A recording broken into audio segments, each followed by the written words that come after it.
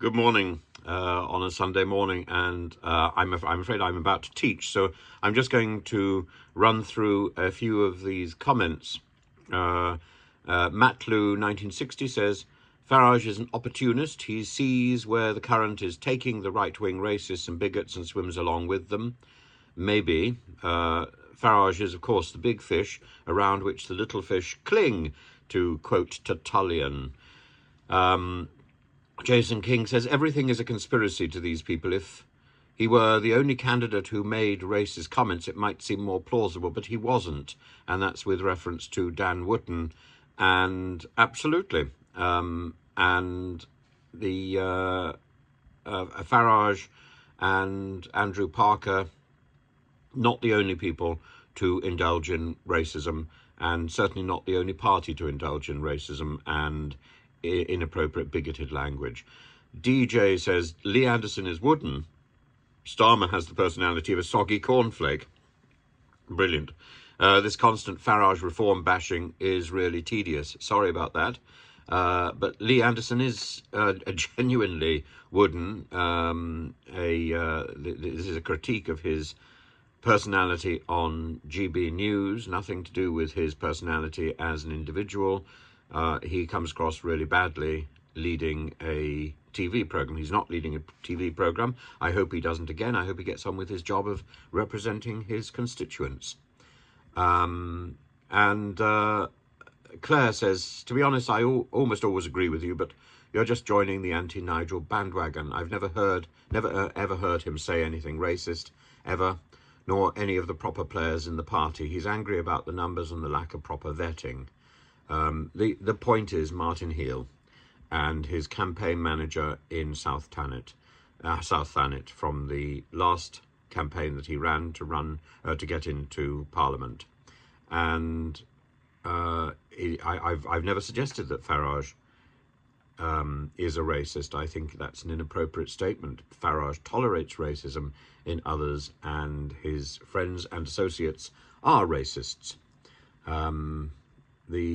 So Farage won fair and square. I think I've just suddenly lost that line. Paul Roundhill says Channel 4 are notoriously crooked in their bias. Just look at Ben Cheatham documentary about Mark Blanco. I have personal experience of Channel 4's dishonesty. I can testify to it. Well, you're not the only one, I fear. Deceitful sensationalism masquerading as reportage serial. Yep. And I would certainly pick up your concerns about the power of the mainstream media channels and their indifference to criticism, and their determination to keep the status quo, keep the money rolling in. But unless there is change, fundamental change, these channels are going to find themselves on the back burner and heading for extinction. And part of that is the management and the tolerance of inappropriate content.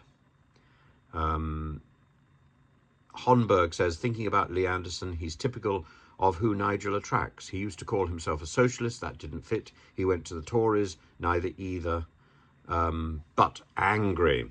Yes, well, there's room for angry people in Parliament, and it's a question of whether or not that anger can be directed, and rather than who the anger is directed at.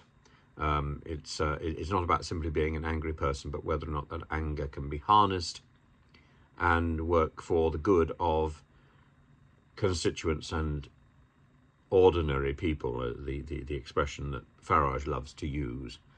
And Isabel Smith says, I totally agree.